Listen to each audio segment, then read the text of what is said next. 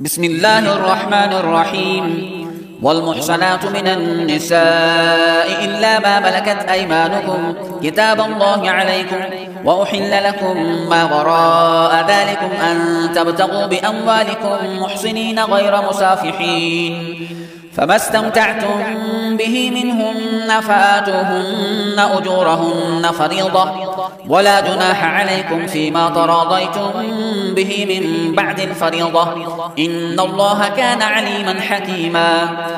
ومن لم يستطع منكم طولا أن ينكح المحصنات المؤمنات فمما ملكت أيمانكم من فتياتكم المؤمنات، والله أعلم بإيمانكم بعضكم من بعض، فانكحوهن بإذن أهلهن وآتوهن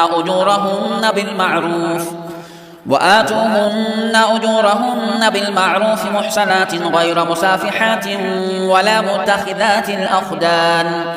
فإذا أحصن فإن أتين بفاحشة فعليهن نصف ما على المحصنات من العذاب، ذلك لمن خشي العنة منكم، وأن تصبروا خير لكم، والله غفور رحيم. يريد الله ليبين لكم ويهديكم سنن الذين من قبلكم ويتوب عليكم، والله عليم حكيم. والله يريد أن يتوب عليكم، ويريد الذين يتبعون الشهوات أن تميلوا ميلا عظيما. يريد الله أن يخفف عنكم وخلق الإنسان ضعيفا. يا أيها الذين آمنوا لا تأكلوا أموالكم بينكم بالباطل إلا أن تكون تجارة عن تراض منكم، ولا تقتلوا أنفسكم، إن الله كان بكم رحيما. ومن يفعل ذلك عدوانا وظلما فسوف نصليه نارا، وكان ذلك على الله يسيرا. إن تجتنبوا كبائر ما تنهون عنه نكفر عنكم سيئاتكم وندخلكم مدخلا كريما. ولا تتمنوا ما فضل الله به بعضكم على بعض، للرجال نصيب مما اكتسبوا وللنساء نصيب مما اكتسبن، واسألوا الله من فضله، إن الله كان بكل شيء عليما. ولكل جعلنا موالي مما ترك الوالدان والأقربون والذين عقدت أيمانكم فآتوهم نصيبهم، إن الله كان على كل شيء شهيدا. الرجال قوامون على النساء بما فضل الله بعضهم على بعض وبما أنفقوا من أموالهم، فالصالحات قانتات حافظات للغيب بما حفظ الله، واللاتي تخافون نشوزهن فعظوهن واهجروهن في المضاجع واضربوهن، فإن أطعنكم فلا تبغوا عليهن سبيلا، إن الله كان عليا كبيرا.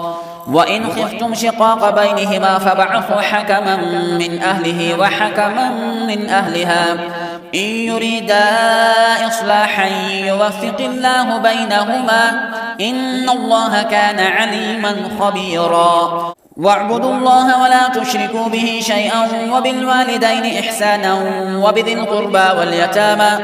وبذي القربى واليتامى والمساكين والجار ذي القربى والجار الجنب والصاحب بالجنب وابن السبيل وما ملكت أيمانكم، إن الله لا يحب من كان مختالا فخورا. الذين يبخلون ويأمرون الناس بالبخل ويكتمون ما آتاهم الله من فضله، وأعتدنا للكافرين عذابا مهينا.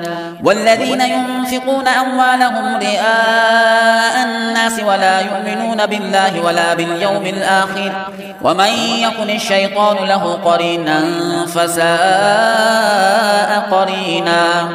وماذا عليهم لو آمنوا بالله واليوم الآخر وأنفقوا مما رزقهم الله، وكان الله بهم عليما إن الله لا يظلم مثقال ذرة وإن تك حسنة يضاعفها ويؤت من لدنه أجرا عظيما فكيف إذا جئنا من كل أمة بشهيد وجئنا بك على هؤلاء شهيدا يومئذ يود الذين كفروا وعصوا الرسول لو تسوى بهم الأرض ولا يكتمون الله حديثا